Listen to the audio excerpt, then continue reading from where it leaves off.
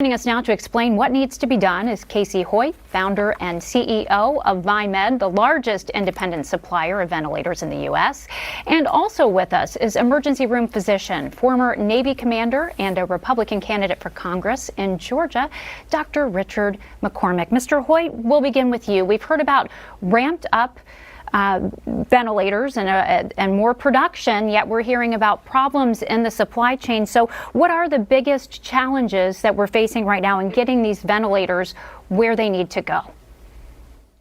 I mean, we definitely have a challenge in supply, but we're getting it done as a distributor, and we're supplying the states and the hospitals with the ventilators that they need, and we're getting it into the hands of the patients that are struggling with the coronavirus. So, to your knowledge, nobody is dying because they do not have access to a ventilator?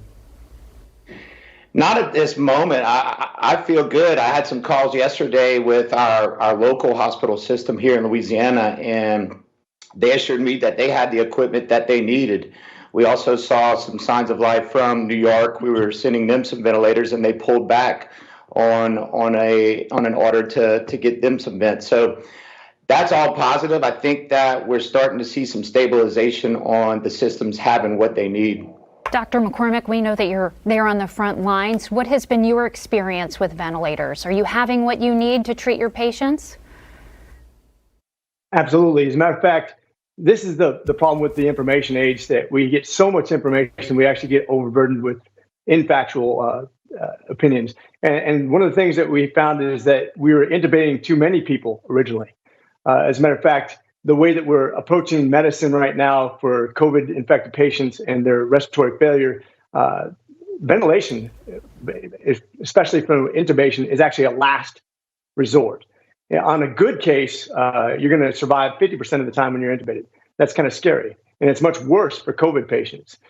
You already have inflamed lungs that are not working well, and then you put pressurized amounts of air into that sort of patient, and you have worse outcomes. So what we're trying to do is other things: high flow nasal cannula, rebreathers, positioning on your prone position, in other words, on your face instead of on your back, trying to get better oxygenation, because once you intubate somebody and use a ventilator, their outcome is usually worse. So it is a last resort.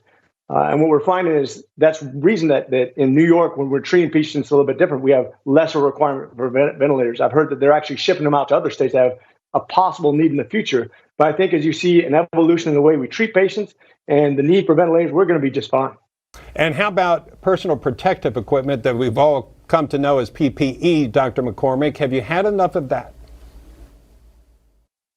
So that's been a pretty contentious issue as well. At first, we did not. Absolutely caught unawares.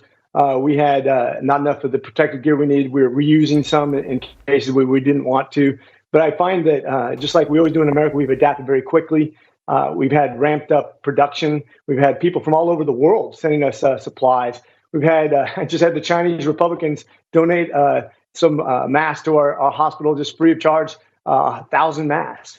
And we may not have all the protective gear we need right now, but we're getting there really quickly. And actually, we're changing the way we're using our gear based on how much we have, and that's getting better daily.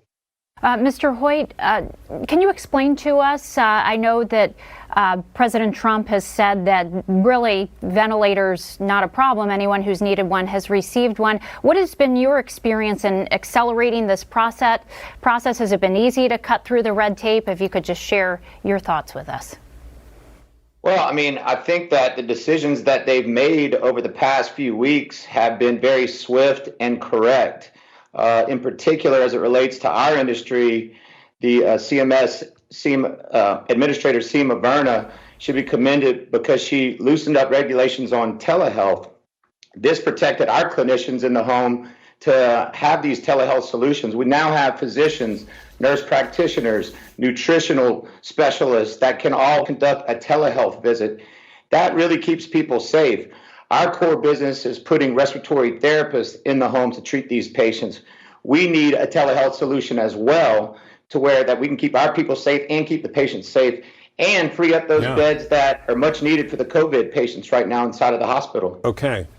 Thank you, gentlemen, for talking with us. Casey Hoyt and Dr. Richard McCormick. Doctor, thank you for all the work there on the front lines.